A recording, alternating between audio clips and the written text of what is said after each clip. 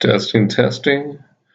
Okay, we're going to go through this test. This is Chapter 5 test on Newtonian theories of motion. So, covering Newton's laws, circular motion, and parabolic motion. Okay, question 1. The diagram below shows a path traveled by a soccer ball. Kick from rest on the ground. On the diagram below, draw vectors to represent the vertical, horizontal, and resultant velocities at points A and B. The initial vectors are shown for reference. So you can see over here, so that's your vertical velocity, go that one, horizontal velocity, and that's the actual velocity or the total velocity. So it's going up that way. So notice that if I was to add that on the end there, you'd form a right-angled triangle. So they'll be complete. All right, so what do we know about horizontal? Just for reference, if we want to be precise about it, so that looks like it's about 14 millimeters. All right, that shouldn't change. So the horizontal component will always be 14 millimeters, representing that particular velocity horizontal. So at point A, we'll draw that. I'm going to draw that tangent. And right at the top of the slide.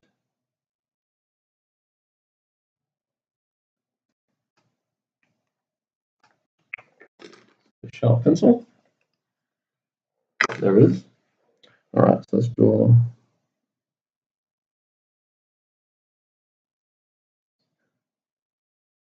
Okay, there we go. All right, so that vector there is the only one I'm going to draw. It is both the horizontal velocity and the net velocity, or total velocity. Because at the top of a flight, the vertical component is 0, so that's all there is. Now, point B is higher than point, or basically initial conditions here. So as such, point B will have a smaller vertical velocity, and that vertical velocity will be down. So if we've got that one's about 2 centimeters, so I'm just going to assume that's probably somewhere maybe around 1 centimeter, maybe a bit less. Okay, so I'm just going to draw that going down, and I'll draw one horizontal, a good measure, which will be consistent as it has been. Put that across. So about that as well, and the resultant velocity. So I'll draw a tangent at that point, and I'll try to line up there. If I move down, I can draw a vector like that. Okay. So maybe I just cut it off there. Okay, that should actually be smaller than this one, and it is. All right, and actually that's probably gone a bit too far down. Now that'll do. Okay. So before mark something like that, and really that should be lined up, so that shouldn't go, this one here shouldn't go any further down than this one, because again, vector sum. So that's a little bit long. So I could rub that out and make that a little bit short, but I think I'll just leave it since I mentioned it anyway. All right, for question B, the diagram below shows the path traveled by a shot put from A to D after it's been thrown by a competitor from a height of 1.92 meters. So we got the point A, point B is the top of its flight, point C here, and if we look further down, we bring that up, there's point D. So point D is its lowest point. Okay, and point A and C are at the same level. So they'll have the same speed, but one's traveling up, the other one's traveling down. That's important for me answering the question. Okay. So on the axis below, sketch the vertical component velocity against time as it travels from the component's hand until it strikes the ground. On the graph, mark the points A, B, C, and D that correspond to these points being on the curve. Other labels can be used to assist as necessary. All right. So basically, now the vertical component velocity changes 9.8 meters per second, but we're not going to necessarily quantify this. What is important is, okay, So if I was to draw, I'm just going to draw something. We'll go from a velocity about there, and I'm just going to draw a straight line, because if it's changing with time at a constant rate, there's a constant rate down. Okay, so I've just drawn a straight line because we have a constantly changing velocity. So then we have a constant slope, so thereby we have a straight line. Okay, but the points of interest, the largest vertical velocity in the positive direction is at the very start. Now, let's have a look where I drew that, just for reference. Okay, so that's 2 centimeters up. All right, I'll make a note of that in a minute. Okay, now the time intercept is when the velocity is equal to 0, is when that time at which is at its maximum height. Now that was point B. So I go back to my picture. Point B is the top of flight. Point C is equal level with A. So what does that mean? Well, I didn't measure that, so let's have a look. So if I go 2 centimeters down, so this should be the same speed as A. So I'm just going to go across here. All right, so that point here, C, is equal speed to A, but is in the negative space because now we're traveling down. I might even, for the sake of this, make this a little bit longer, so I can make B is definitely a significantly larger magnitude of speed in the negative direction compared to C. So there we go.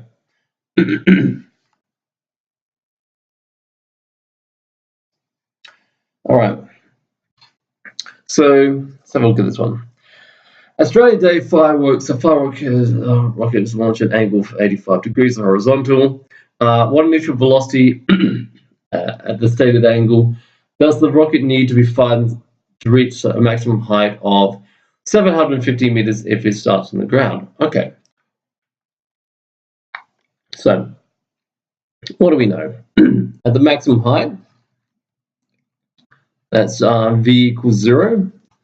V naught or V or U initial is actually the unknown that we want to solve for. So that one's unknown. So we want to solve for that one. All right, let me bring this in a little bit closer.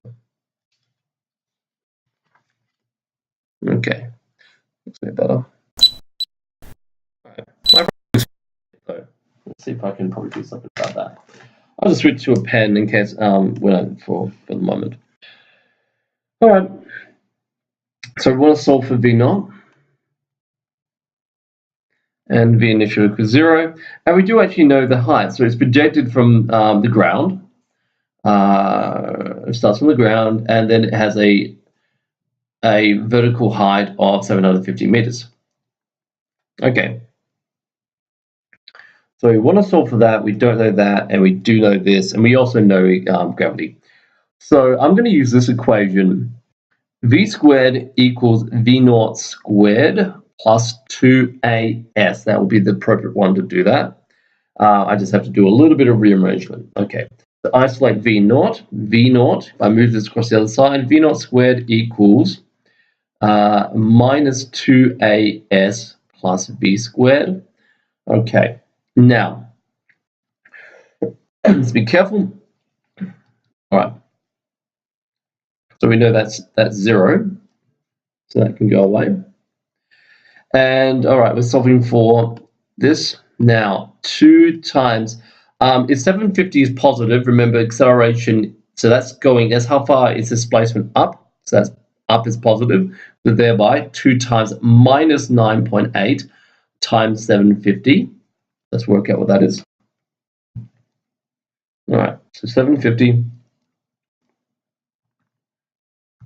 Okay, all right, I'll place the batteries later. All right, so 2 times or minus 2 times minus 9.8, not necessary, they'll cancel, but I'll just put it in for the sake of it. Okay. All right, so I get 14,700.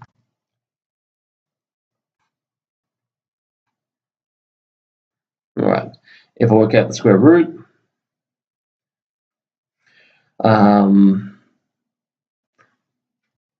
so the square root of that, square root of last answer, oops, last answer, square root.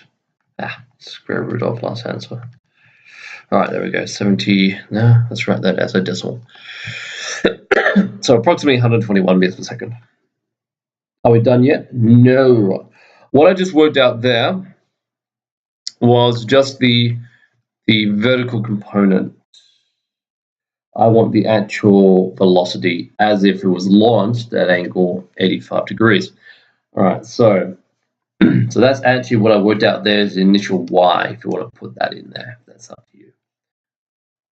All right, so the initial velocity, so the initial y velocity is equal to the initial velocity times by sine 85. So if you want v naught, the initial actual velocity, take our initial y velocity, divide by sine 85. Okay, so that's what I'm going to do here. So v naught approximately equals 121 divided by sine 85. And I'll do that on my calculator. Let's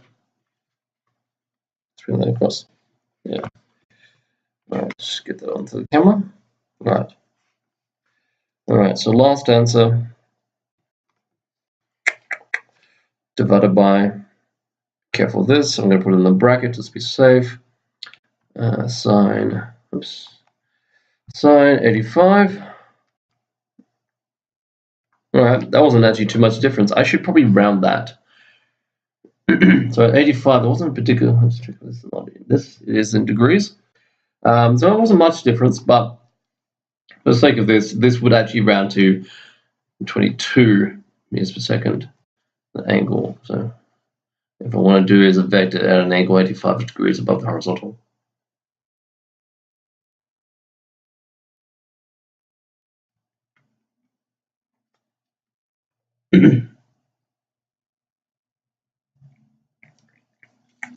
All right. So last part. The fireworks technician needs to time and set up the explosion. So that will be set to explode at maximum height. How long must the timer be set? Okay. So there's a couple of ways you could work this out. Since we know, we could either use v equals v naught plus at with the vertical component. That's simple enough. Just rearrange this. There is the other one, s equals v naught. I mean, this equation could be used as well. V naught t plus half at squared. That can be used, but you have to basically solve for a quadratic. So I'm going to cross that one off, and we're just going to use this one. All right. So, so remembering, okay, so v, so we have 0 equals. Now we're using this is all the vertical component, so use the component, not the vector at 85 degrees. So 121.7 plus negative 9.8 times by time. So that's important. Let's move that across. 9.8 t equals 171.7. I'm going to delete this previous line, and I'm going to use the previous answer, delete line. So I've got that as my answer. I'm going to divide that last answer divided by 9.8. That's what's going to happen. T equals 121.7 divided by 9.8 equals, excuse me, working that out. There we go. 12.37 seconds. There you go. All right, moving on. Question 3.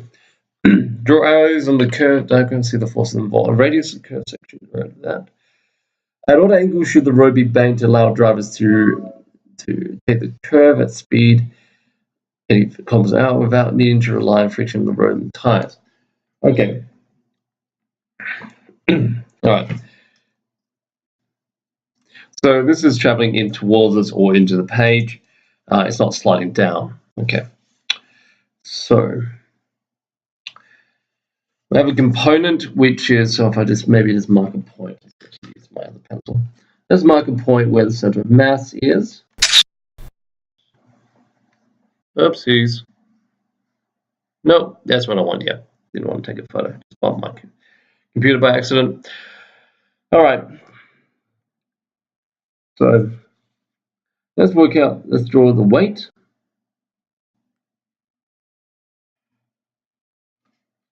This is my weight force.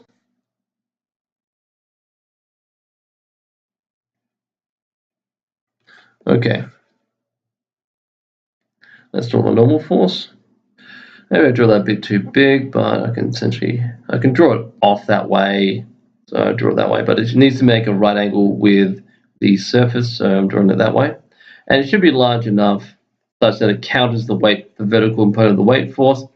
And then the remaining part would be, all right, the component that's traveling orthogonal to the right. Okay, so look at that.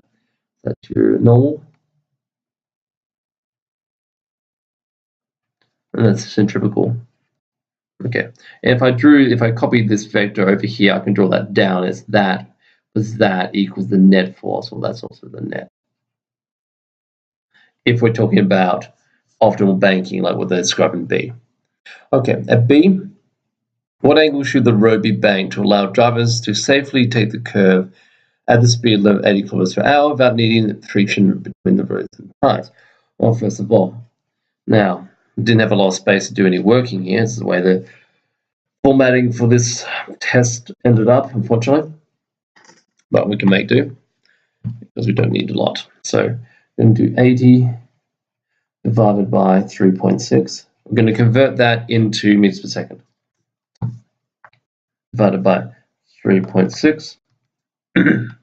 All right, so 22.2 meters per second. And we're going to use the optimal banking formula. Tan theta equals v squared on rg. Okay. And then we're just going to rearrange that. Theta equals the inverse tan of, actually, let's just go plug them in, 22.2 over r of 35 times by 9.8.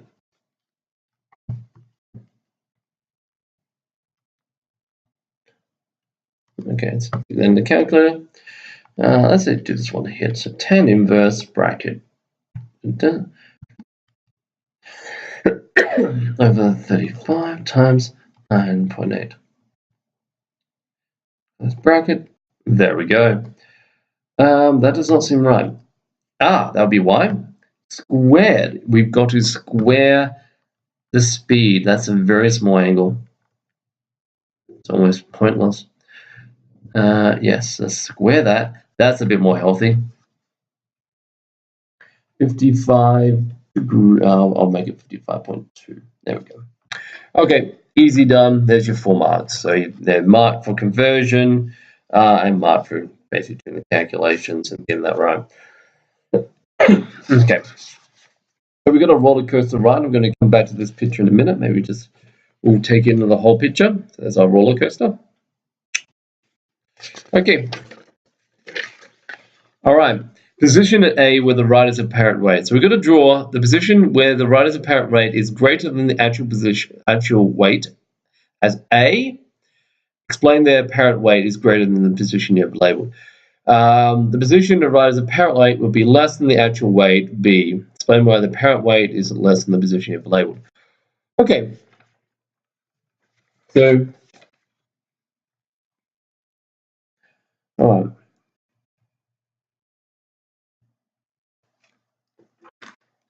All right, so it's a bit hard for me to draw this, so maybe I'm going to get a red pen, and you can see the color. So I'm going to mark these spots. Now, either of these two would be the minimum.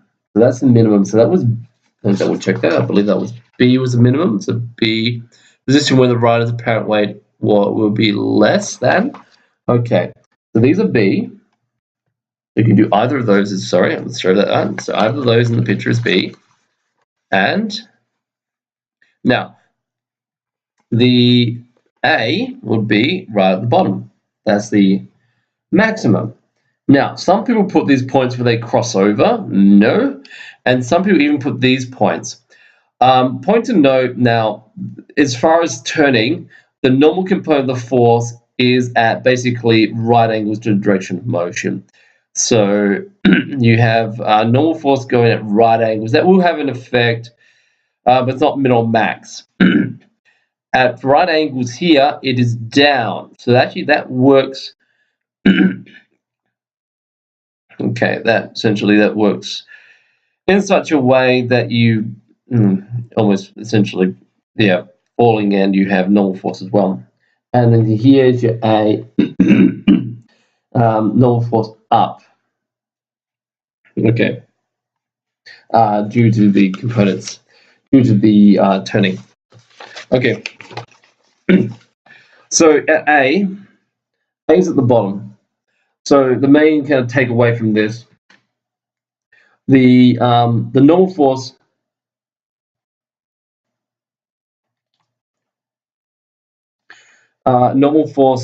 is due to weight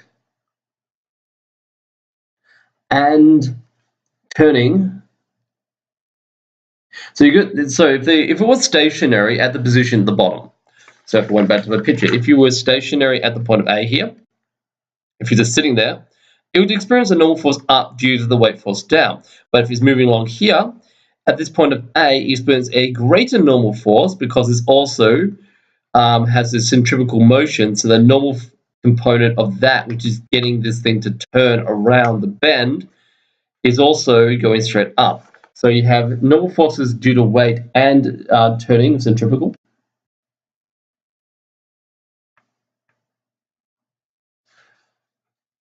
Are in the same direction. So the maximum vectors add.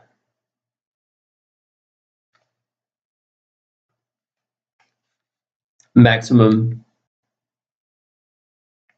experience normal force.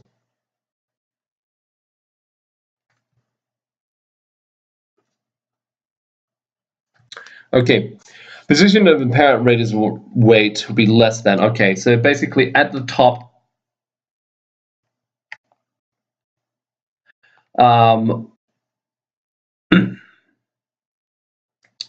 okay, so there is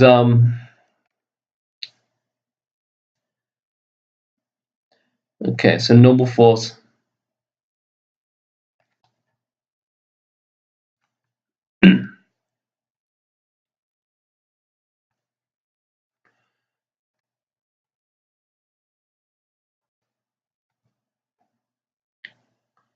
essentially you don't really have at that point anything beneath you. So besides feeling the need to keep moving in a straight line, normal force is for turning.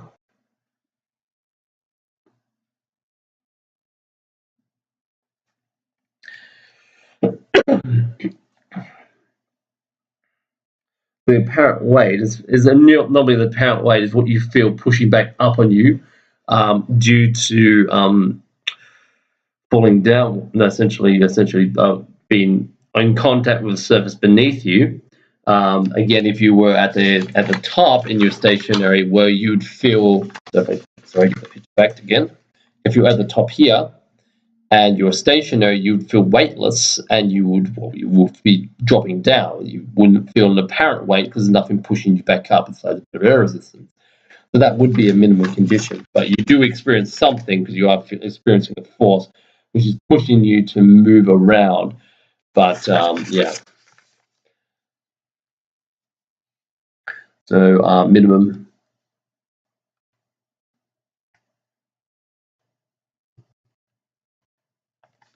and apparent.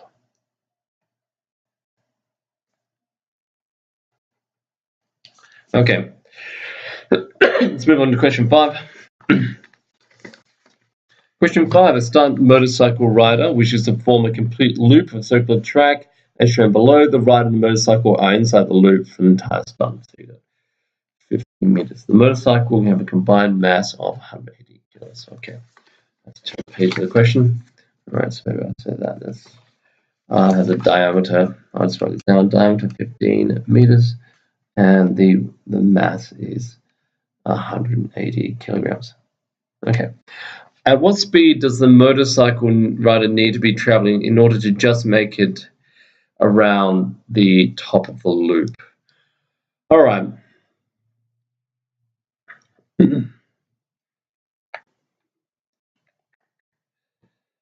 All right. So I've done this wrong a couple of times, but let's see if I get this right. All right.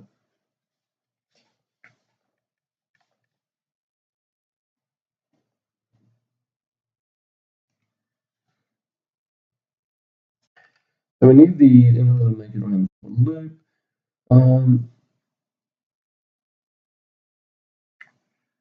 So if as I remember this, all right, force centrifugal equals mv squared on r.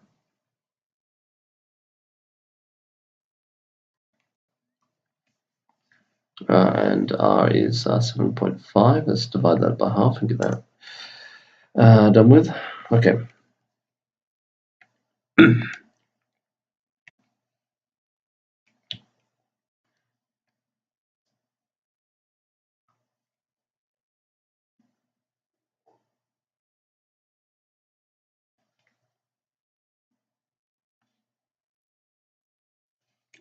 Now, before we solve that, essentially you've got there's two forces acting here. Maybe I'll just go back to the picture to explain it. All right, so the unit centrifugal force, we can go and calculate that in a moment, but that could be made up of one, the weight force. So you can have a component that's the weight, and the rest has to be made up of the normal force. And the net force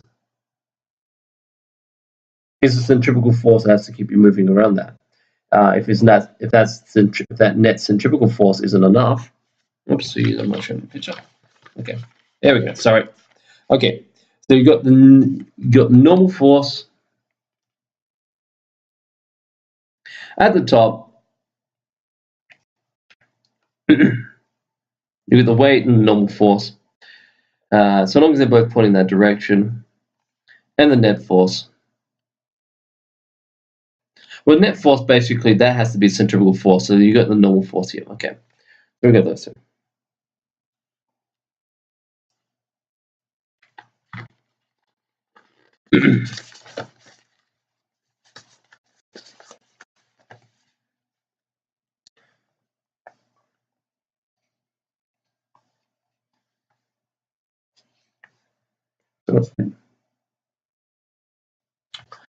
Okay.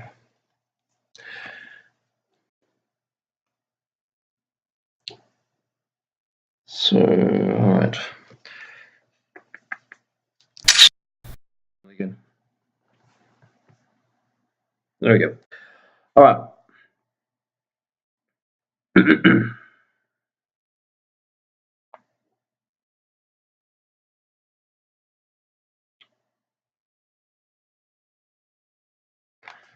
So maybe we work out this.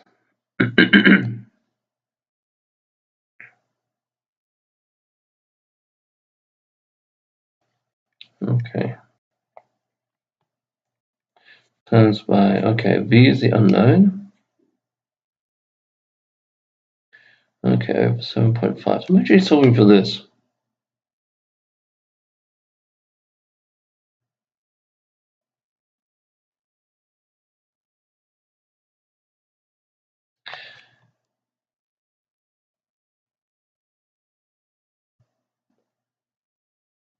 Now, if I equate that to the weight force, so basically we're just going around that.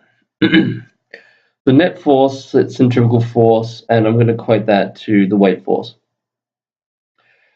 So I'm just traveling fast enough so that it experiences the weight force can be the force that gets me around that last little bit as I start picking up speed, and there's more normal force as we go on.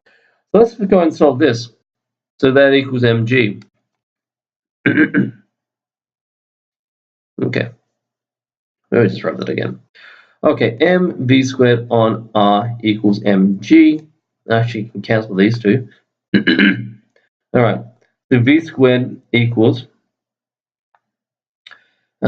g GR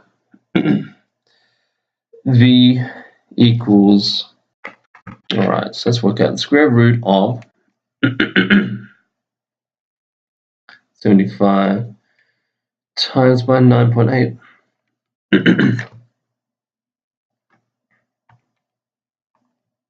That calculator. 7.5 times by 9.8. Let's take the square root of that. All right, so about 8.57 meters a second. Okay, that's how we do that one. After passing through the top of the loop, the rider allows the motorcycle to just travel the remainder of the loop under the influence of gravity. How fast is the motorcycle traveling when it reaches the bottom of the loop? All right, so let's do that in the energy way. I think that's the simplest way to do it. Okay. So we have initially, so K, energy kinetic initial would be half times 180 times 8.57 squared, half mv squared.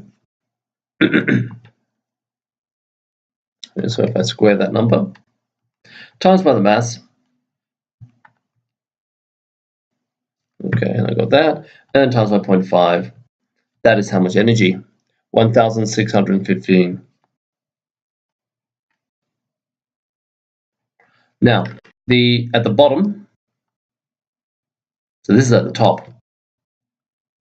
At the bottom, we would have Ng kinetic equals the initial kinetic energy, Ng kinetic I, plus the change in delta energy gravitational. Okay, so 615 plus, okay, we would have mgh, which is mass of 180 times 9.8 times by the height fallen is 15 meters. There you go. So let's work that out. So onto my previous answer, I will add, it's not times, I'm going to add 180 times 9.8 times 15. Okay.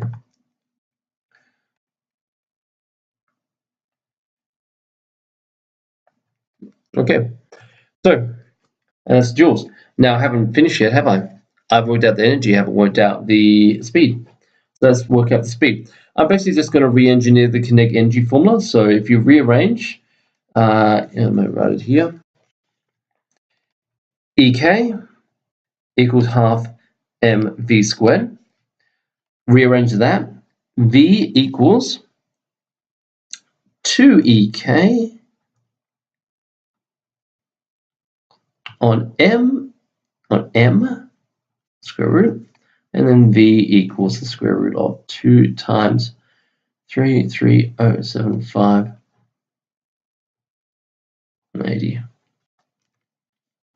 All right, put that in the calculator. 2 times the last answer divided by 180, and then take the square root of that. Okay, my answer. 19.2 meters per second. There you go. All right, moving on. All right, a car of mass that is 300 miles roundabout. The road surface is known to provide a frictional force of 6.0 times 10 to the 3. Is this frictional force enough to allow this car to safely complete a turn around about at its current speed? All right, so let's just work out. Now, either you can kind of work off this number and work out what speed you're traveling at. I would rather just stick in the speed and the other conditions. So I'm just going to go force centrifugal equals mv squared on r. And I'm going to stick those numbers in. 1.2 times 10 to the 3 times 12 squared on 25 meters equals, okay, 1.2 times 10 to the 3 times 12 squared divided by 25.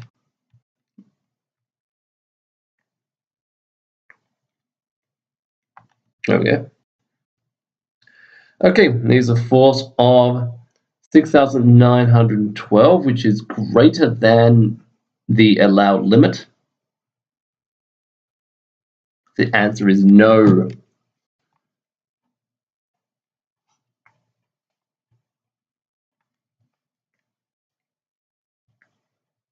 No, the force of that speed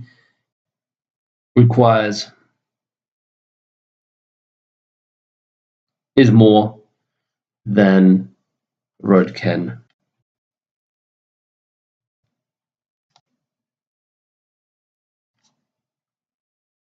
Allow. Okay. Now, what is the maximum speed then? In kilometers per hour, the road can travel still safely, make it around these bends and these conditions. Okay, so, all right, let's work out that. Move this up a little bit higher. There we go. Now we can see everything. All right. So let's work out. So if I rearrange this formula, v squared equals force centrifugal times r divided by m, and then take the square root. V equals r force centrifugal over m. I'm going to put that over here. V equals, now we're going to use, okay, 25 meters, but we're going to use the 6,000, which is stated as the maximum it can allow. Don't use the number that we worked out here, because then you're just working backwards to the same value. Okay, so divided by, all right, that's 1,200. Okay. I know I could write in scientific notation, but I just want to do this.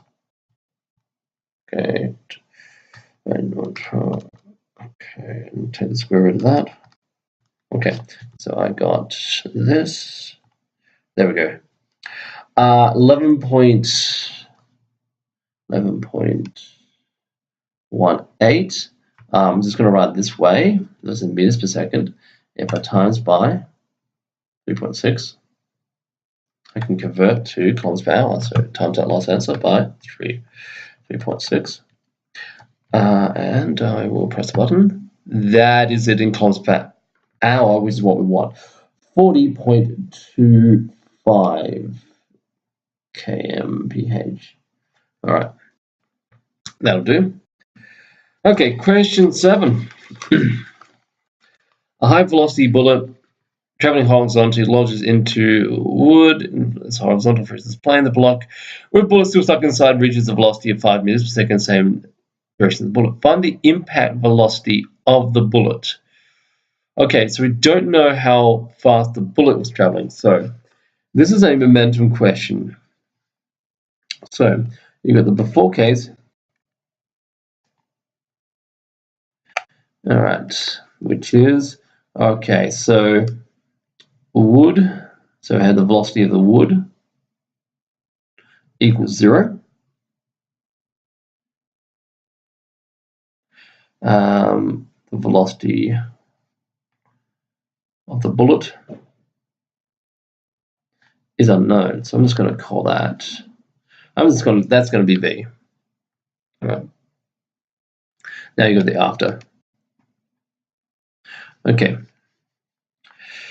You've got a mass of, okay, so 10 grams plus 1 kilo is 1.01.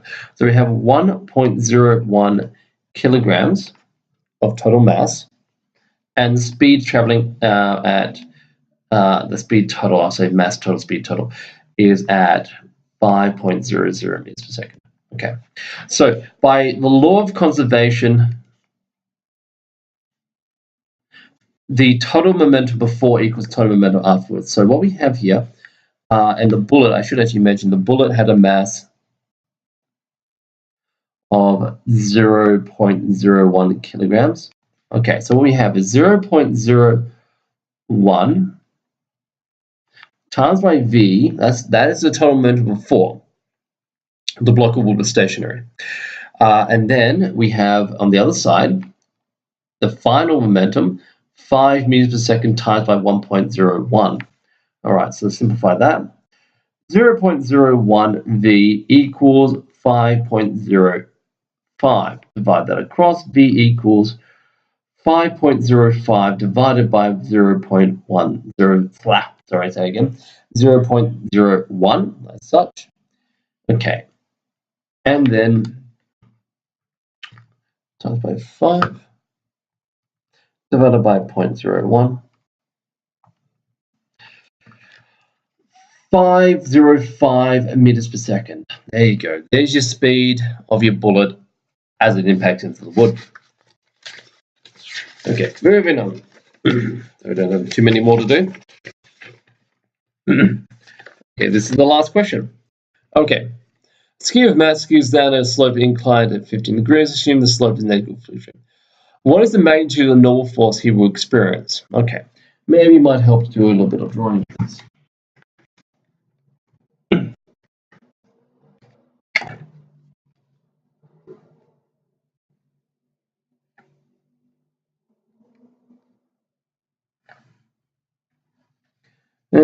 Let me take up too much space.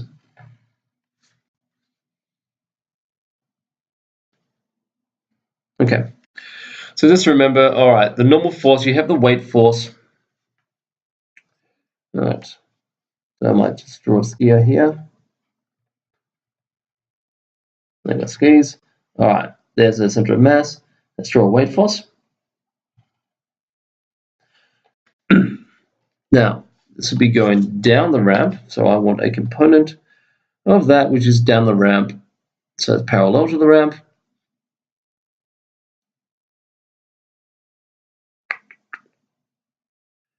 Okay. I have to draw one which is at right angles to the ramp. So if I got the weight force there, that's about right angles. Okay. So, and then I'll rub off this little bit, and then that little downward portion is here. Okay, so that's your net force. That is the normal force, that's at right angles. Okay. And then normal, these are at right angles. Okay. And the angle that's here is the same as here, so it's 15 degrees. That's a smaller angle, that's a larger angle. So we're going to use cosine for this one. All right, so cosine 15 equals adjacent, normal force, over hypotenuse, which is the weight. Okay. Now I want to solve for the normal force, so then Fn equals Fg cosine 15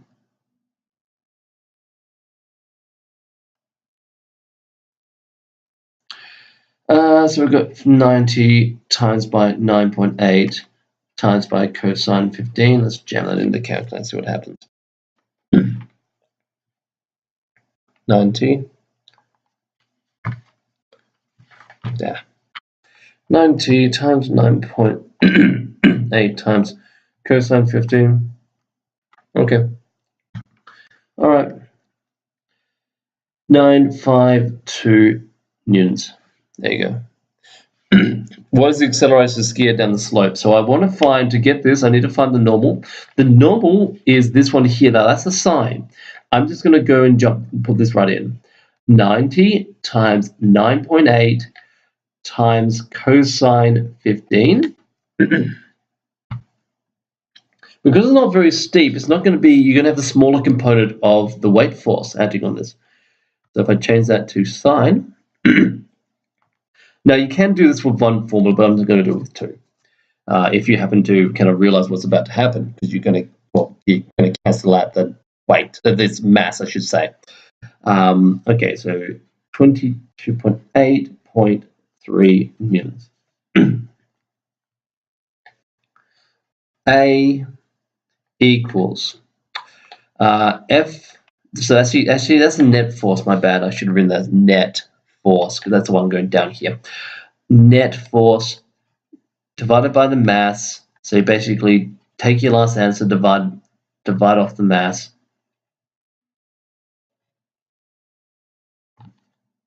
So divide by 90. Yep, 2.54.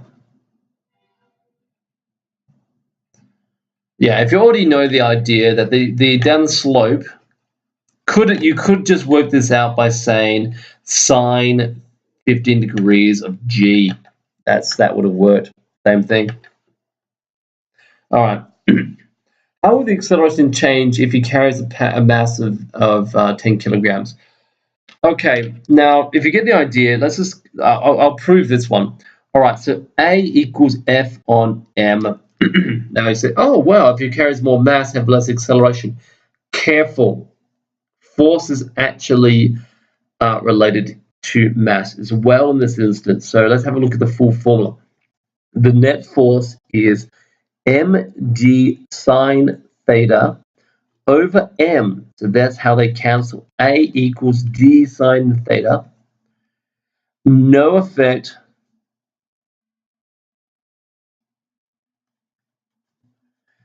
A is independent on mass. And there you go. So that's the final answer. Because A equals g sine theta is not affected by the change of the extra 10 kilos, as A is independent on mass. All right, that's all I want to do, guys. Have fun.